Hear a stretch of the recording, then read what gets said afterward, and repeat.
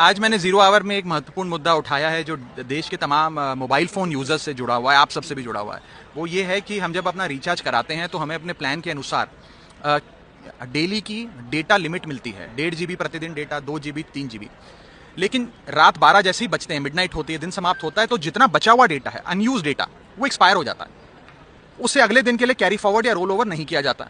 आपसे, कंज्यूमर से, यूज़र से पैसा तो पूरे डेटा का लिया जाता है, लेकिन जितना आपका बचा हुआ अनयूज डेटा है वो कंपनियां फोरफीट कर लेती हैं। ये गलत है। जिस प्रकार से आप मान लीजिए पेट्रोल भरवाते हैं गाड़ी में 20 लीटर, महीने भर में 15 लीटर इस्तेमाल किया, 5 लीटर बच गया, तो महीने के अंत पे पेट्रोल पंप का मालिक आकर ये तो नहीं कहता कि 5 लीटर वापस करो, कि वैलिडिटी समाप्त हो गई।